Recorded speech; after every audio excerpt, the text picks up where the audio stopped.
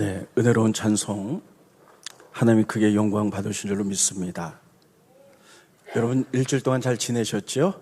네, 일주일 만에 만났는데 우리 옆에 분하고 좀 인사하고 그리고 하나님 말씀 전합니다. 사랑하고 축복합니다. 여러분 옆에 분하고 좀 인사하겠습니다. 네.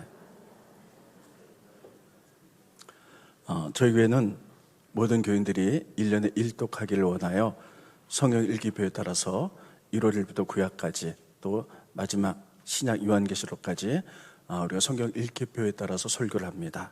오늘은 사사기 지난주에 읽으셨을 텐데 사사기에 대해서 하나님의 말씀을 증거할 텐데 사사기 어떤 사사를 지목하여 말하지 않고 전반적인 사사기에 관한 이야기를 좀 하도록 하겠습니다. 여러분들이 배경적인 설명을 잘 들으신다면 사사기를 읽을 때 큰 도움이 될 줄로 믿습니다. 이스라엘 민족이 애굽을 나와서 광야를 지나갑니다. 그리고 가나안 땅에 들어가기 전에 모세는 이스라엘 민족을 모아놓고 너희가 가나안 땅에 들어가면 하나님 말씀에 순종하며 살아라. 그럼 너희가 축복을 받는다. 근데 너희가 만약에 불순종하면 그 땅에서 저주를 받는다. 라는 설교를 3편을 합니다. 이 설교의 3편을 우리는 신명기다 이렇게 얘기합니다. 그런데 설교 3편을 마친 다음에 모세는 이스라엘 민족을 모아놓고 언약식을 갖습니다. 하나님의 말씀 잘 들었으면 언약하자. 너희가 정말 가나안 땅에 들어가서 하나님만 섬길 것이냐? 그럼 너희가 축복을 받는다. 그랬더니 그들이 전부 다 모세 앞에서 하나님만 섬기고 순종할 것을 언약식을 갖습니다. 그리고 그 땅에 들어갑니다. 여호수아를 중심으로 들어갔는데 여호수아는 그 땅이 비어 있었던 것이 아니라 그 땅에 가나안 족속이 살고 있어서 평생 전쟁을 합니다. 그리고 그들을 물리치고 이스라엘 12지파에게 그 땅을 기업으로 나눠줍니다. 그리고 여호수아가 전쟁 마치고 돌아가실 때가 되자 이스라엘 민족을 모아놓고 마지막 설교를 하면서 역시 언약식을 갖습니다. 나와 내 집은 하나님만 믿겠다. 너희는 어떻게 할 것이냐? 선택하라. 그랬더니 그들도 우리들도 하나님만 믿겠습니다 라고 그들이 결정하죠. 그래서 그들도 하나님만 믿기로 언약식을 갖습니다.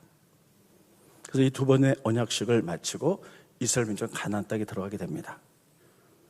들어갔는데 그렇게 하나님 뜻대로 살기로 언약식을 하고 결정을 했는데 들어가자마자 처음에는 그들이 하나님 뜻대로 살아갑니다. 근데 시간이 지나면서 가나안 땅에 영향력을 미쳐야 되는데 가나안 땅에 사람들의 영향력을 받아서 그들이 우상을 섬기고 죄를 짓고 타락하게 됩니다.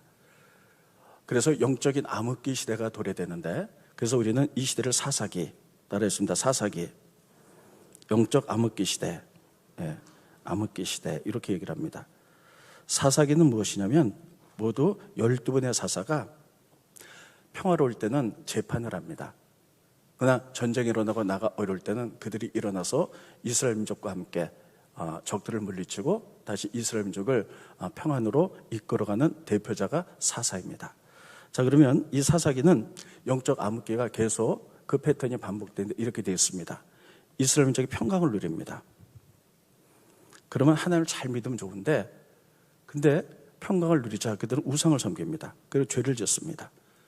하나님께 그렇게 약속하고 그 땅에 들어가고 언약식까지 맺었는데 가나안 땅의 영향력을 받아서 우상을 섬기고 죄를 짓자 하나님은 그들을 돌아오고 회개하게 만들기 위해서 고난을 줍니다. 그것이 전쟁이죠.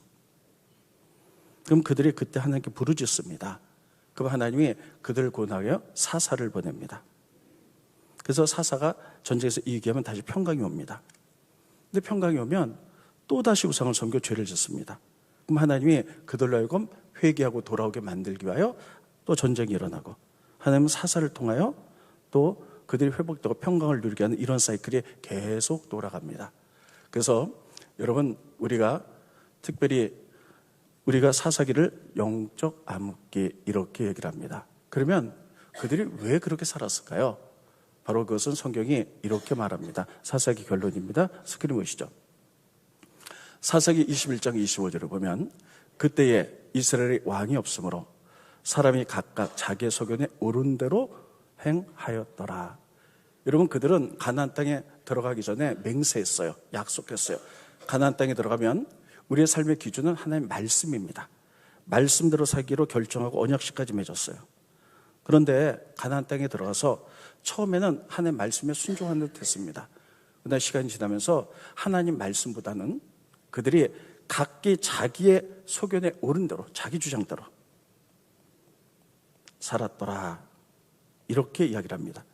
그렇기 때문에 하나님을 믿다가, 아니 가난한 사람들 보니까 뭐 우상을 섬겨야지 복을 받는 곳을 보고 우상도 섬겼다가 죄를 졌다가, 이런 사이클이 계속 돌아가게 됩니다. 여러분, 믿음은 무엇이냐면 말씀대로 살기로 결정하는 것이에요. 여러분, 지난주에 여러분 어떻게 사셨습니까? 월요일부터 토요일까지 우리가 말씀대로 사셨습니까? 아니면 말씀을 읽었지만 현실 속에서 내가 어떻게 말씀대로 살아, 꼭 말씀대로 살면 내가 바보 같고 또 나만 손해보는 것 같아서 혹시 내 뜻대로 세상의 지혜대로 이렇게 살진 않았는지, 그렇다면 여러분 영적인 사사기를 지나고 있다, 이렇게 생각하시면 되겠습니다. 자, 그러면 그들이 왜 말씀대로 살기로 결정해놓고 약속해놓고 자기 주장대로 살았을까? 거긴 이유가 있습니다. 커다랗게 두 가지로 봅니다. 첫째, 이스라엘 민족이 가나안 땅에 들어가서 하나님께 약속한 10의 1조를 하지 않았기 때문입니다. 10의 1조는 여러분 잘 아시다시피 하나님 우리에게 다 모든 것을 베푸셨어요. 그 은혜 감사해서 10분의 1을 하나님께 감사로 돌려드리는 게 11조죠.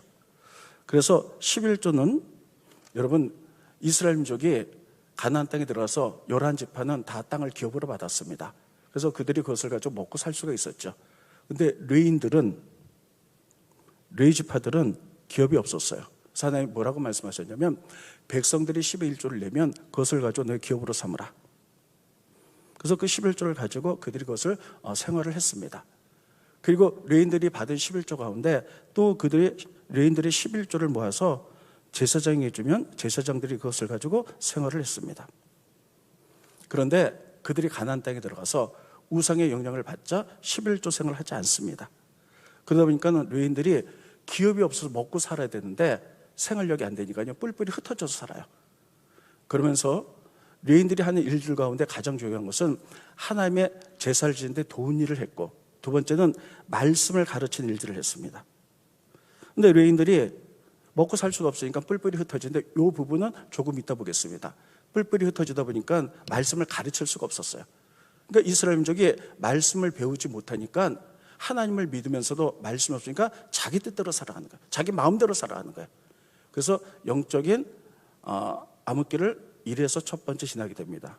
두 번째는 바로 그 시대의 리더십, 여호수아와 그들 이끌어갔던 영적 리더십 장로님들이 살아생전에는 이스라엘 민족이 하나님을 잘 섬겼어요. 근데 이들이 시간이 지나서 돌아가시고 나자 그들이 하나님의 말씀을 떠나서 하나님을 알지도 못했고 하나님을 모르는 다른 세대들이 일어나기 시작했다, 이렇게 이야기를 합니다. 스크린 보십니다. 사사기 2장 7절에 보면 백성이 여호수아가 산 날 동안과 여호수아 뒤에 생존한 장로들, 곧 여호와께서 이스라엘을 위하여 행하신 모든 큰일을 본 자들이 사는 날 동안에는 여호와를 섬겼다는 것이에요. 그래서 여호수아와 장로님들이 그 시대의 리더가 되어서 이스라엘 민족을 믿음으로 잘 이끌어갔습니다. 그런데 스크린 보십니다. 그 세대 사람도 다 그들 조상에게 돌아갔고 여호수아도 돌아가시고 장로님들 다 돌아가시자 그 후에 일어난 다른 세대는 여호와를 알지 못하며 여호와께서 이스라엘 위에 행하신 일도 알지 못하였더라. 다른 세대, 그 다음에 태어난 세대들이 하나님을 알지 못했다는 거예요. 왜 그랬을까요? 여러분, 여호수아가 장로들이 그들에게 믿음을 이어갈 말씀을 가르치고 신앙을 계승시켰어야 돼요. 근데 그렇게 하지 못했어요. 여호수아 장로님들은 가나안 땅에서 전쟁하느라고, 정복하고 이스라엘 민족의 땅을 나눠주느라고 이런 일들을 게을리했던 것 같습니다.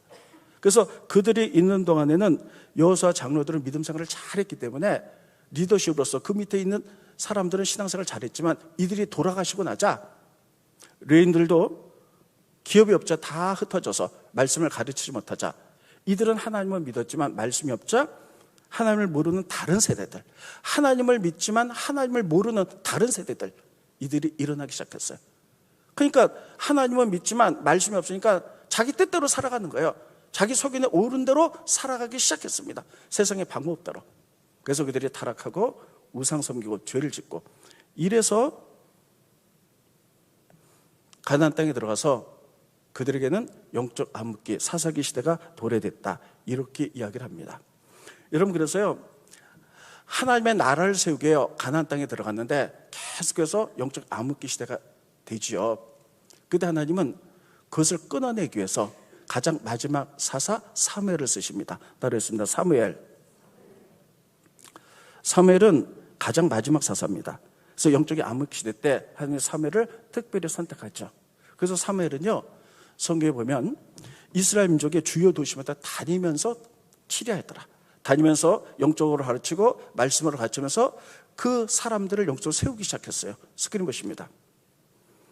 사무엘상 7장 15절로 17절에 보면 사무엘이 사는 날 동안에 이스라엘을 다스렸다는 얘기는 왕이 없었기 때문에 통치도 했지만 영적으로 그들을 잘 다스려서 이렇게 세웠다는 거예요. 다스리되 해마다 베델, 길갈, 미스바, 라마, 이 네 곳이 그 당시에 큰 도시였고 여기를 다니면서 순회하면서 말씀으로 운동을 일으키고 다스렸다는 거예요. 해마다 길갈, 베델, 길갈, 미스바로 순회하여 그 모든 곳에서 이스라엘을 다스렸고 라마로 돌아왔으니 이는 거기가 라마가 사무엘의 고향입니다. 돌아왔으니 자기 집이 있습니다. 거기서도 이스라엘을 다스렸으며 또 거기에 여호와를 위해 제단을 쌓았더라. 하나님의 말씀대로 예배를 드리고 이 큰 도시들마다 계속 순회했어요. 이번 달에는 베델, 그 다음에는 길갈, 그 다음 미스바, 그 다음 라마로 계속 돌아다니면서 큰 도시마다 말씀을 가르치고 영적 회복 운동을 일으켜내기 시작했습니다. 그리고 나서 이 사무엘이 은퇴하게 되자 그는 라마나옅에 따랐습니다. 라마나옅에 지금으로 하면 신학교죠. 선자교를 세웁니다. 라마나옅의 뜻은 뭐냐면요, 라마는 바로 사무엘의 고향이죠. 은퇴해서 고향으로 돌아갔어요. 나옅의 뜻은 뭐냐면요, 기숙사가 있는 집이다, 이런 뜻이에요. 그러니까는 아마 각 전국에서 선자학교에 선자들 모아가지고 합숙생활을 하면서 선자학교를 세우면서 이들에게 말씀을 가르쳤고 이들이 일어나서 흩어지면서 이제 이스라엘을 영적으로 회복한 역사가 일어나기 시작했습니다. 그래서 이스라엘 민족은 그때부터 회복되기 시작합니다. 여러분, 이렇게 하나님을 모르는 다른 세대들이 일어났을 때 말씀이 없어요. 교회는 다녀요. 말씀이 없으니까 엉뚱하게 살아가는 거예요. 죄를 짓고도 죄인 줄 모르고 살아가는 이 타락한 시대 때 사무엘은 그 영적 무지, 영적 암흑기를 끊어내기 위하여 그는 이제 마지막 사사로서 다니면서 사람들을 치리했고 영적으로 세웠고 라마나옅에 신학교를 세워서 이제 영적으로 양육시켜서 이스라엘을 회복한 역사가 일어나게 됩니다. 여러분, 이것뿐이겠어요? 또 신약의 구약에 계속해서 보면 이스라엘 민족이 사무엘이 왕을 세우고 이제 왕정 시대, 이제 왕들이 다 치리한 시대가 되었죠. 근데 왕정 시대 때 가장 타락한 왕이 여러분 잘 아는 대로 아합입니다. 아합은 이세벨이라는 부인을 얻죠. 이세벨은 엣바알, 그 두로라는 나라에 그 당시에 제사장이면서 왕이었던 엣바알의 딸, 그래서 바알을 섬긴 여자였어요. 그래서 북이스라엘 왕과 결혼을 해서 바알을 갖고 옵니다. 그 바알을 선포하는데 하나님 믿는 사람들은 다 죽이고 옥에 가둬서 북이스라엘 나라에 하나님 믿는 사람이 다 숨어들어서 없었어요. 여러분, 하나님 선택한 민족이 이렇게 되죠. 하나님은 그냥 두시지 않습니다. 이런 영적 암흑기를 끝내기 위하여 하나님은 엘리야를 선택하십니다. 그렇습니다. 엘리야. 네. 그래서 엘리야는 이세벨과 바알이 참신인지 하나님 참신인지 대결을 해서 이제 하나님의 참신임을 드러내게 만들고 이제 이세벨의 선자 450명을 죽입니다. 그리고 그로서 끝나지 않고 그 엘리야는 이제 곳곳마다 지금으로 말하면 신학교를 세웁니다. 4군데를 세워요. 그래서 길갈, 베델, 여리고, 요단에 세웁니다. 그리고 그곳에 신학생들이 있었고 거기서 훈련을 받고 그 다음에 제자 엘리사가 영적 암흑기 시대 때 이들과 더불어 하나님 나라 일을 하는 것이 성경에 드러나고 있습니다. 자, 그런데 이렇게 세워서 이제 엘리야가 하나님의 부르심을 갖고 승천할 때가 되었어요. 그래서 엘리야가 마지막으로 승천하기 전에 하나님이 나를 길갈로 부르신다. 길갈에 갔더니 베델로 부르신다. 베델에 갔더니 여리고로 부르신다. 여리고 갔더니 요단으로 부르신다. 그리고 요단에서 승천하게 되죠. 그런데 가는 곳마다 선지자의 생도들이 있었다라고 성경 그렇게 기록하고 있어요. 스크린 보십니다. 열왕기하 2장 3절에 보면 베델에 있는 선지자의 제자들이 엘리사에게 자, 베델에 갔는데 거기도 선지자의 제자들이 있었어요. 그 얘기는 거기에 엘리야가 이제 이스라엘 민족을 영적으로 꺼지지 않게 만들기 위하여 하나님의 학교를 만들었던 거예요. 또 넘겨주시고요. 스크린. 또 여리고로 갔어요. 여리고에는 선지자의 제자들이 엘리사에게 나왔어요. 거기에도 선지자의 학교가 있었고 제자들이 있었어요. 또 넘겨주시고요. 엘리야가 2장 6절 7절을 보면 또 엘리사에게 이르되 청컨대 너는 여기 머물라. 여호와께서 날 요단으로 보내신다. 요단에 갔죠? 넘겨주세요. 선지자 제자 50명이 가서 멀리 서서 바라보매 그 두 사람이 요단가에 있었더라. 거기에는 선지자 제자 50명이라고 명수까지 나옵니다. 이런 것들을 볼 때 엘리야는 마지막 승천하기 전에 이제 이 땅의 희망인, 이 땅의 영적인 암흑기를 끊어내고 이스라엘 민족을 영적으로 잘 이제 세울 그런 선지 학교가 잘 세워지길 바라는 건데 길갈로 갔다가 베델로 갔다가 여리고 갔다가 요단으로 갔다 그리고 승천하게 됩니다. 이것을 통해서 깨달을 수 있는 길은 여러분 영적 암흑기가 도래자 하나님은 이스라엘 민족이 말씀을 버리고 그들을 통해서 해야 될 하나님의 위대한 일들이 있어요. 위대한 계획들이 있어요. 그들을 통하여 전 세계에 복음이 나가고 하나님을 세워야 될 의무가 있는 백성들이 하나님을 버리고 엉뚱한 일을 하게 되자 하나님 그대로 보시지 않고 여기에 사무엘을 통하여 그것을 끊어내고 엘리야를 통해서 끊어내고 더 많은 활성화를 위하여 선지학교를 세우고 사람들이 훈련받고 그래서 그들이 가르치고 해서 이스라엘 민족이 회복되도록 이런 일을 하신 것을 알 수가 있습니다. 그렇다면 여러분 우리는 이 말씀을 비교해 보면서 이 시대를 봅니다. 이 시대는 어떻습니까? 지금 하나님을 알지 못하는 세대들이 일어나고 있어요. 저희 부모님 세대 80세, 90세, 70세 되신 이런 분들이요 이 땅에 여러분 교회들을 다 읽어놨어요. 저는 태어날 때부터 교회를 다녔기 때문에 저 어렸을 때 어머님을 따라서 새벽기도 많이 쫓아갔습니다. 그때는 모든 교회가 다 마룻바닥으로 돼 있었어요. 그러면 이제 저희 어머님 곁에 이렇게 앉아 있으면 그렇게 많은 이제 여자분들이 와서 무릎 꿇고 울면서 나라와 민족과 교회와 가져와서 울면서 기도했어요. 그래서 교회가 다 터를 이루게 됐고 그 위에 이제 50대, 60대 이 세대들이 일어나서 그래서 교회를 우리나라를 꽃피게 만들었어요. 그런데 지금 이 시는 어떻습니까? 코로나가 지나면서 여러분 지금 점점 더 젊은 세대들이 없어지고 있어요. 제가 대학교 다닐 때만 하더라도 각 대학마다 선교단체가 어마어마하게 많았습니다. CCC, UBF, 예수전도단 참 많았죠. 그런데 지금은요 믿는 선교단체가 없고요.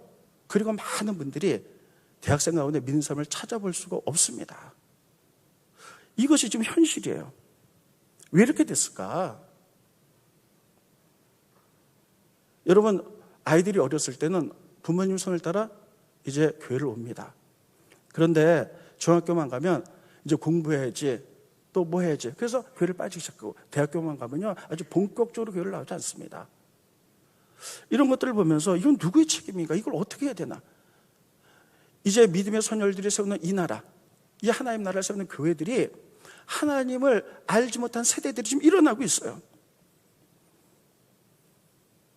그러면 어떻게 해야 될까?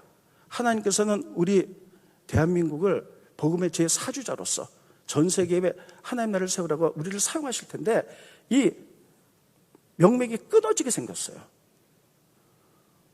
여러분 우리나라에 신학교가 많은데 광주에 보면 광주신학교는 유명한 신학교가 있습니다.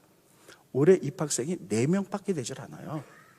한 클래스에 한 100명 정도 했는데 4명밖에 되질 않아요. 그리고 우리나라 신학교는 모두 다 미달입니다. 여러분 이런 시대가 됐어요. 그러면 조금 더 지나면 우리나라는 유럽처럼 될 거예요. 제가 젊었을 때 유럽을 기독교인의 공동묘지다 이렇게들 불렀어요. 기독교가 중세기에 꽃을 피웠는데 지금 다 텅텅 비어있고 노인들만 몇 명 있고 그 아름다운 건물들은 지금 전부가 다 여러분 관광지가 되고 말았어요.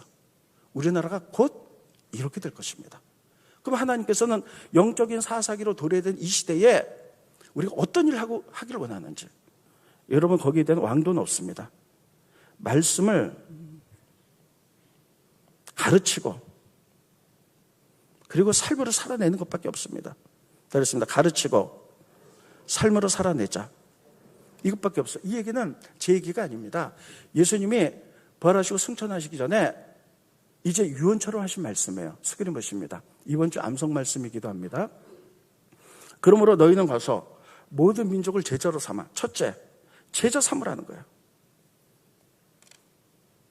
근데 제자 삼는데 방법은 무엇이냐? 아버지와 아들과 성령 이름으로 세례를 베풀고 내가 너에게 본반 모든 것 말씀을 가르쳐 지키게 하라. 따로 했습니다. 가르쳐 지키게 하라. 여러분 부지런히 우리는 가르쳤어요. 제자 훈련부터 시작해서 우리나라처럼 성경을 많이 가르치는 나라는 없습니다. 정말 저에게도 어마어마하게 많은 훈련들이 있었어요. 근데 문제는 가르쳐서 머리로는 아는데 삶으로 살아내지 못하는 거예요. 지키지를 못하는 거예요. 그래서 이런 것도 훈련을 통해서 되는 겁니다. 따라해 보겠습니다. 믿음은 훈련이다. 그래서 여기서 계속 훈련시키는 거예요. 그래서 가장 우리가 신앙 가운데 중요한 것을 저는 큐티로 봅니다. 우리 조용하시는 말씀을 읽지요. 그래서 하나님 우리에게 주시는 감동 주는 말씀을 가지고 가르쳐서 알아요. 그리고 그것을 삶으로 살아내야 되는 거예요. 자꾸만 훈련돼야 되는 거예요. 그렇지 않으면 우리 교회에서도 아이들에게 다 뭐 제자 훈련부터 다 가르치죠. 근데 그건 그거 밖에 나가보면 그게 삶으로 연결되질 않아요. 그리고 자기 어른대로 그냥 살아가는 거예요. 세상의 지혜대로, 세상의 방법대로, 세상의 가치관대로. 그래서 무너져 내리는 거예요. 그래서 여러분 이제 다음 세대를, 그래서 저희 교회는 이제 다음 세대에 이제 제가 할 수 있는 일이 그들을 이제 중심으로 우리가 목회를 해야 되겠다. 그래서 청장년, 젊은이들, 그리고 중고등 어린 교회 학교. 그래서 저희가 했던 것이 바로 이들을 위하여 계속 훈련도 시킬 거고 또 이들의 문화 공간을 위해서 우리가 비전센터도 산 것이고 또 이런 일들. 우리가 여러분 믿음에는 왕도가 없습니다. 말씀이에요. 따라서 말씀 배우고 삶으로 살아낸다. 네, 사무엘이 그렇게 했고 엘리야가 그렇게 했어요. 그러므로 여러분 우리들이 다음 세대를 위하여 우리 세대에 하나님의 모든 것이 여러분 단절되지 않고 다음 세대에 연결되어서 다음 세대들이 일어나 하나님 나라를 위하여 쓰임 받기 위하여 복음의 제 사주자가 되기 위하여 여러분 우리들이 애쓰고 수고한 여러분들이 되시기를 예수님 이름으로 축원드리겠습니다. 첫 번째 이것을 말씀하고 있어요. 두 번째, 사사기를 읽으면서 우리는 지금 사순절을 지나고 있습니다. 사순절을 지나면서 우리에게 보여주신 하나님의 사랑과 마음, 그리고 사사기를 읽으면서 우리는 동시에 이것을 읽을 수가 있어요. 제가 만약에 하나님이라면, 이거 말도 안 되지만 하나님이라면 전 이스라엘 민족을 그냥 놔둘 것 같지 않았어요. 여러분 그렇게 맹세하고 그렇게 약속을 하고 가나안 땅에 들어갔는데 들어가자마자 다 하나님 배반하고 무상섬기고 죄를 짓고 하나님 또 기회를 주세요. 그래서 또 회복시켰더니 또 타락하고 기회를 주더니 또 타락하고 계속 이런 사이클이 돌아간다면 저 같으면 여기는 가능이 없다. 심판에서 잘라버리고 그리고 새로운 민족을 만들어서 하나님을 이어가도록 그렇게 할 것 같아요. 근데 하나님은 그렇지 않으세요. 하나님이 선택한 사람은 따르겠습니다. 끝까지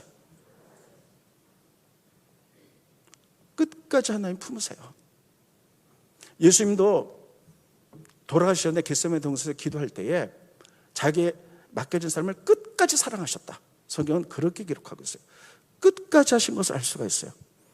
이 부분이 얼마나 우리에게 감동이 되는지 몰라요. 여러분 사사기가 보면 볼수록 기가 막혀요. 앞에는 이스라엘 민족이 타락한 모습이 나오지만 정말 사사기가 기가 막히게 타락한 것은 17장부터 20장까지 나옵니다. 여기 보면 레인들의 타락이에요. 지금으로 따르면 목회자들이 어떻게 타락했나 이런 모습들을 보여주고 있는 거예요. 여러분 두 부분으로 나오는데 사람들이 11조 생활하지 않고 그러니까 레인들이 먹고 살기 위해서요 돌아다녀요. 그래서 어떤 젊은 레인들이 미가라는 사람을 만나요. 근데 미가가 이렇게 합니다. 너 그러지 말고 우리 집에서 나 개인적인 제사장이 돼달라. 나를 위해서 복만 빌어줘. 그럼 내가 너가 먹을 거 줄게. 그래서 자기의 본분을 잃어버리고요. 그냥 미가 집에 그 가정의 제사장이 되는 거예요. 스크린 보십니다. 사사기 17장부터 20장까지가 이렇게 레인들이 타락했으니 영적 암흑기 시대가 될 수밖에 없다는 거예요. 미가가 그에게 묻되 너는 어디서부터 오느냐 하니 그가 이르되 나는 유다 베들레헴의 레인으로서 거류할 곳을 찾아다닌다는 거예요. 11조 생활 안 하니까 내가 먹고 살고서 이렇게 이리저리 떠돌아다닌다 하는 거예요. 그랬더니 10절 미가가 그에게 이르되 그러지 말고 너와 나 함께 거주하면 나를 위하여 나의 제사장이 되라는 거예요. 내가 해마다 은열과 의복 한 벌과 먹을 것을 주리라 함으로 그 레인이 들어가서 허락했어요. 개인적인 제사장. 그러니까 예를 들면 우리에게 어떤 사람이 나 돈 많은데 목사님 그거 하지 말고 나 옆에서 나만 축복해 주세요. 뭐 이런 거죠. 그래서 이 레인들이 들어가 갖고요 아주 기가 막힌 일을 벌입니다. 스크린 보시죠. 그 제사장이 마음이 기뻐요. 에봇, 드라빔 새긴 우상을 받아가지고 이런 세 가지를 만들어요. 에봇은 제사장이 오시니까는 하나님 섬기는 거예요. 드라빔은요 이런 믿지 않는 사람들 보면 몸에 부적 갖고 다니잖아요. 그런 식으로 드라빔 요만하게 나무 토막으로 몸에 갖고 다녀요. 이게 우상인데 나를 지켜준다고 생각하는 거예요. 그리고 새긴 우상을 만들어 가지고요 이렇게 섬겨 나가는 거예요. 세상의 제사장 레인들이 하나님 섬겼다가 우상 섬겼다가 부적 같은 거 써줬다가 이렇게 살았다는 거예요. 제사장들도 레인들도 그랬어요. 그 밑에 있는 백성은 말할 것도 없어요. 이렇게 타락했다는 거예요. 그리고 그 다음에 보면 레인들의 삶의 범죄가 나오는데 어떤 레인이 첩을 뒀어요. 근데 이 첩이 또 바람이 났어. 스크린 보십니다. 사사기 19장 1절로 2절을 보면 이스라엘 왕이 없을 그때에 에브라임 산지 구석에 거류하는 어떤 레위 사람이 유다 베들레헴에서 첩을 맞았다는 거예요. 여러분 제가 만약에 첩이 있다면 여러분 저 어떻게 하시겠어요? 아마 당장 내쫓을 거예요. 근데 첩이 있었다는 거예요. 넘겨주시고요. 그 첩이 또 바람이 났어. 그래서 남편분의 도망을 갔어. 그러니까 이 레인이요 그 첩을 찾아서 이제 데리고 오죠. 데리고 오는데 베냐민 지파 땅을 지나가다가 하룻밤이 저물었어요. 그러니까 어떤 집에 들어갔거든요. 거기서 하룻밤 유숙하는데 이 베냐민 지파 사람들도 하나님의 말씀을 떠나고 다 타락한 사람이니까요. 동성연애자들이 너무너무 많은 거예요. 그래서 베냐민 지파 남자들이요 그 집에 와서 이렇게 말하는 거예요. 레인 내놔라. 그 레인이 아마 이쁘게 생겼던 것 같아요.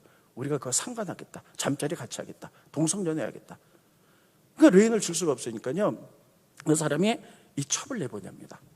그래서 베냐민 지파의 남자들이 이 첩을 밤새도록 윤관을 하고 그 여자가 죽었어요. 그래서 그 레인이 그걸 보고 너무 기가 막혀갖고요. 그 자기 첩을 12토막을 냅니다. 그래가지고 각 지파 하나씩 보내죠. 그래서 그들이 다 모여서 이게 어떻게 된 거냐. 베냐민 지파가 이랬다. 그래서 이스라엘 11지파 베냐민파 전쟁이 내전이 벌어져요. 그래서 베냐민파가 다 죽게 생겼죠. 하여튼 이런 일들이 레이기 사사기 마지막에 나옵니다. 이런 끔찍한 모습들 보면서 제가 만약에 하나님이라면 이건 정말 안 된다. 어떻게 이럴 수가 있어? 하면서 아마 굉장히 분노하거나 자 이스라엘은 안 되겠구나 이럴 수 있을 거예요. 이렇게 타락한 시대 때 하나님께서는 그래도 이스라엘 민족을 그 타락한 그들을 끝까지 사랑해서 계속 기회를 주시는 거예요. 그래서 그때마다 사사를 계속 보내줬어요. 그래서 승리하게 만들고 회개하게 만드는데 또 타락하고 또 타락해요. 근데 그들의 사사를 보면요. 사사기 모두 12명의 사사가 있는데 그 사사들의 모습을 보면요. 정말 기가 막힙니다. 제대로 된 사사가 한 명도 없어요. 제가 몇 사사만 보겠습니다. 에훗 보겠습니다. 초기 사사죠. 이는 왼손잡이에요. 우리도 왼손잡이가 많죠. 그런데 성경 원어를 보면 오른손을 장애를 가진 이런 뜻이에요. 그러니까 장애인이란 뜻이에요. 오른손에 장애가 있으니까 왼손잡이죠. 그러니까 장애인하면 여러분 지금이야 우리가 다 장애인이나 비장애인이나 똑같이 다 동등한 사람들이죠. 그런데 고대에는 장애인들은 하나님께 저주를 받은 사람이라고 여겼던 거예요. 근데 하나님 에웃을 들어 쓰셨거든요. 여러분, 이런 장애인이 나설 만큼 하나님 마음에 변변한 사람이 없었던 거예요. 에웃. 두 번째, 드보라. 드보라도 참 괜찮은 여자 사사입니다. 그런데 지금은 남녀 평등 시대지만 옛날 고대에는 여자들은요, 물건 취급을 했어요. 인격으로 보지 않았어요. 이스라엘민족이 고통을 당해서 하나님이 그들을 기회를 주기 위해서 사사를 세우고 있었는데 반번한 남자가 없는 거예요. 그래서 여자를 세우는 거예요. 세 번째, 기드온. 기드온도 100만 대군을 물리치죠. 미디안 사람들을. 그래서 그 승리를 이끌어가죠. 그러니까 사람들이 이렇게 해요. 기본 우리 왕 돼달라. 근데 기드온이 안 한다 그랬죠. 그런데 그의 마음속에는요, 왕이 되고자 하는 욕망들이 있었어요. 그걸 어떻게 할 수 있느냐? 기드온이 아들을 낳았는데 70명이에요, 아들이. 71명. 그런데 아비멜렉이라는 아들이 있었어요. 아비멜렉, 한번 따라했습니다. 아비멜렉. 이 뜻이 무엇인지 아세요? 아비멜렉? 이 뜻이 놀랍게도 됩니다. 니네 아버지가 왕이야, 이런 뜻이에요. 니네 아버지가 왕이야, 그럼 누가 왕이라는 거예요? 네? 기드온 자기가 왕이라는 거예요. 내가 아들을 낳아놓고 이렇게 하고, 니네 아버지가 왕이야, 이러면 이래요. 그럼 누가 왕이라는 거야? 내가 왕이야. 숨겼으면 욕망들. 기드온은 돌아가시죠? 그랬더니 아비멜렉이 왕권을 잡기 위해서 여러분 70명의 자기 형제들 다 죽여요. 그리고 하나님께 비참하게 버림받아서 나중에 두 개국이 깨져서 죽는 무서운 역사가 일어나죠. 이런 다 뭔가가 사단이 다 부족해. 자기 욕망 속에 있어. 네 번째, 입다입니다. 입다는 다른 말로 하면 깡패예요. 좀 지나친 예인지 몰라더라도 우리 영화 같은 데 보면 깍두기 먹으려고 형님 오셨습니까? 이런 사람들 있잖아. 입다 깡패예요. 근데 하도 급하니까 장로들이 와서 우리를 도와달라 이렇게 얘기했죠. 그리고 입다가 했던 것은 잘못된 선. 그래서 인신제사. 딸을 번제로 드리죠. 이 인신제사 하나님이 가장 미안한 거 레위기에 분명히 쓰고 있어요. 너희가 가나안 땅에 들어가면 레위기 18장에 계속 보면 가나안 땅의 정보를 다 가르쳐줘요. 정보를. 그 땅에 들어가면 음란하고 이런 거 이랬으니까 절대 하면 안 된다. 특별히 가나안 종교는 사람을 죽여서 드린 제사가 있는데 절대 안 돼. 너희가 가나안 땅에 들어가면 그런 잘못된 것들을 다 없애고 깨끗한 영령을 바라라 그랬는데 오히려 입다는 가나안 땅의 영령을 받아고 자기 딸을 인신해서 드리는 잘못된 약속을 하는 이런 역사들이 일어나는 거예요. 다섯 번째, 그 유명한 사사 삼손. 삼손 보겠습니다. 태어날 때부터 나실인이에요. 근데 나실의 귀를 다 어기죠. 하나님이 힘을 주셨어요. 그 힘의 계력으로 하나님 나라에서 사용도 했지만 그 넘치는 힘을 주체하지 못해서 자기 정욕대로 썼어요. 그래서 블레셋 여인들을 사랑한 사건이 세 번이나 나오죠. 그래가지고 결국 잘못된 삶을 정욕적으로 살다가 여러분 머리카락이 잘리고 눈알이 뽑히고 연자매들 들다 피참기 중 장면이 나옵니다. 여러분 이 사사들의 모습들을 보면 전부 다 이랬어요. 이걸 뭘 말해주고 있느냐? 제가 만약에 하나님이라면 이스라엘 민족 가운데 그래도 모든 것을 갖춘 사람을 사서를 쓸 것 같은데 그만한 사람들이 없었다는 거예요. 그래서 부족하지만 이런 사람들을 세워서 사서로 만들었다는 거예요. 그런데 이 사사 가운데 가장 정말 기가 막힌 사사가 하나 있었는데 오늘 본 말씀의 삼갈입니다. 스크린 보십니다. 제가 읽겠습니다. 에웃 후에는 아낫의 아들 삼갈이 있어 소모는 막대기로 블레셋 사람 600명을 죽였고 그도 이스라엘을 구원하였더라. 따라했습니다. 그도 이스라엘을 구원했다. 그가 이스라엘을 구원했다. 그 사람도 구원했대. 이런 뜻이에요. 그러면 아낫 아들 삼갈은 도대체 누구냐는 거예요. 그날 했던 굉장한 전쟁의 용병이었어요. 전쟁에 능한 사람이었어요. 소모는 막대기 가지고 600명을 죽였어요. 블레셋 사람들은 그 당시에 철기 문명을 갖고 있었고요. 전부 다 쇠로 만든 칼을 갖고 있었는데 여러분 나무 막대기 갖고 어떻게 그들을 600명을 죽이냐고요. 하나님이 그를 사서를 사귀는데 삼갈이 누구냐? 삼갈은 놀랍게도 이방인입니다. 이스라엘 사람 이름 가운데 삼갈이라는 이름이 없어요. 고대의 삼갈이라는 이름은 이방인들이 쓰던 이름이에요. 예를 들면 우리나라는 흔한 이름이 영수, 철수 뭐 이런 거잖아요. 그런데 우리나라 역사를 쭉 보면서 우리나라에 유명한 영웅들이 있었는데 이순신 장군, 을지문덕 장군이 있었는데 다나카상도 있었더라. 아니면 아베상도 있었더라. 그럼 여러분 그거 어떻게 생각하시겠어요? 이런 이름이에요. 다 사사들이 이스라엘 사람인데 이방인 삼갈이 있었다는 거예요. 근데 그가 누구냐? 아낫의 자손. 아낫이 누굽니까? 놀랍게도 바알신. 네? 첩이에요. 신. 여러분 바알신 아시죠? 가장 구약의 대표적인 우상. 그 아내가 아스다롯인데 아스다롯의 동생이 아낫이에요. 그래서 나중에 바알과 결혼하죠. 신들이에요. 그러니까 우상을 섬기는 사람, 아낫의 아들이라고 할 만큼 우상을 철저히 섬겼던 사람, 이방인, 그가 기가 막히게 이스라엘 민족도 구원하였더라. 이렇게 되어 있는 거예요. 우리나라가 어려움을 당했는데 그동안 어려움 당했을 때 뭐 이순신 장군, 을지문덕 장군, 강감 장군이 우리나라를 구원했는데 역사를 쭉 보니까 다나카상도 우리나라를 구원했다. 뭐 이런 식이에요. 아베상도 우리나라를 구했다. 그럼 이걸 어떻게 해석하느냐? 많은 학자들이 이렇게 얘기합니다. 그땐 전쟁의 시대였어요. 그래서 이스라엘 민족은 전쟁들이 돈으로 용병으로 팔려가기도 하고 다윗도 용병으로 팔려가기도 하거든요. 용병을 사들이기 때요.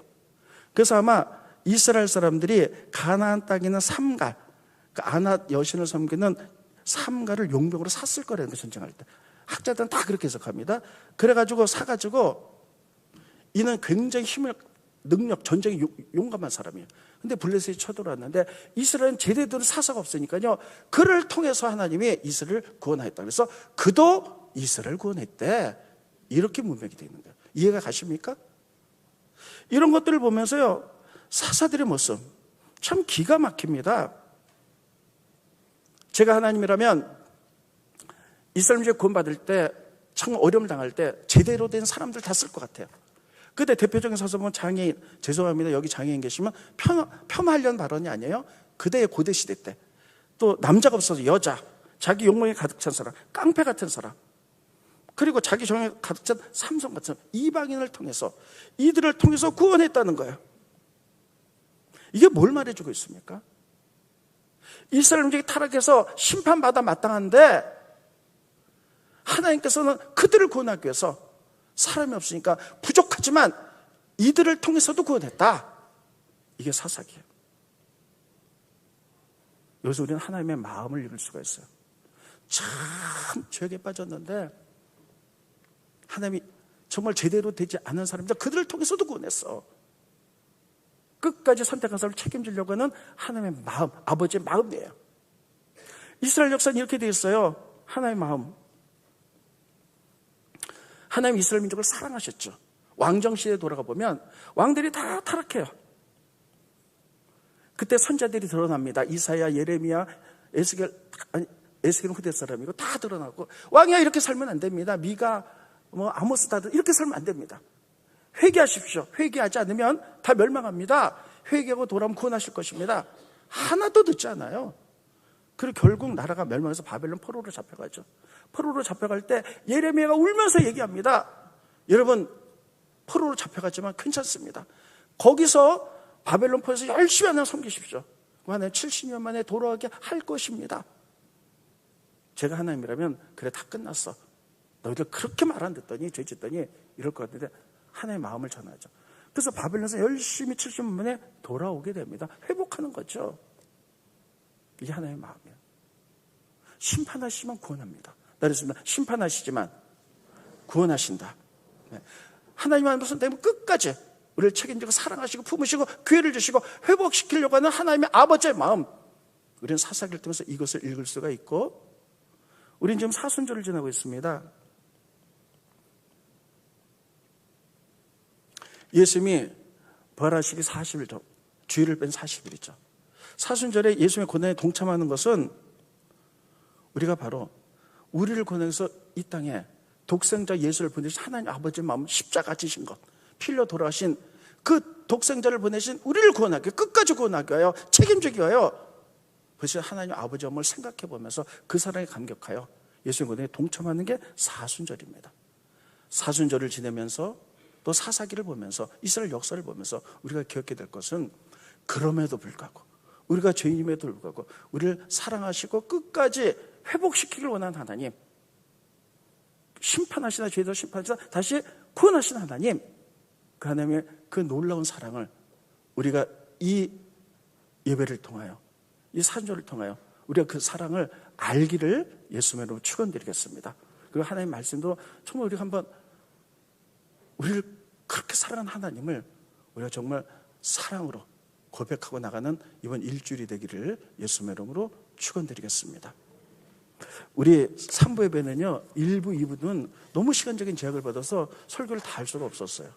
우리 찬송 한 점 해보겠습니다. 304장 1절만 가사 보여주세요.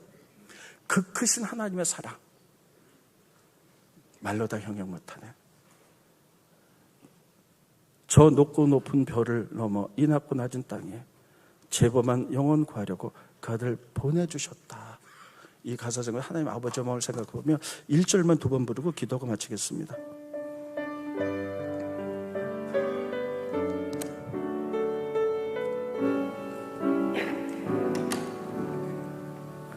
그 크신 하나님의 사랑 말로 다 형용 못하네. 저 높고 높은 별을 넘어 이 낮고 낮은 땅 죄범한 영혼 구하려 그 아들 보내사 화목죄를 삼으시고 죄 용서하셨네. 하나님 크신 사랑은 증량나 못하네. 영원히 변치 않는 사랑 성도여 차. 우리 온성 가슴에 대고 다시 한번 1절 찬양합니다. 그 크신 하나님의 사랑 말로 다 영 못하네. 저 높고 높은 별을 넘어 이 낮고 낮은 땅이요 죄범한 영혼 구하려 그 아들 보내사 화목제를 삼으시고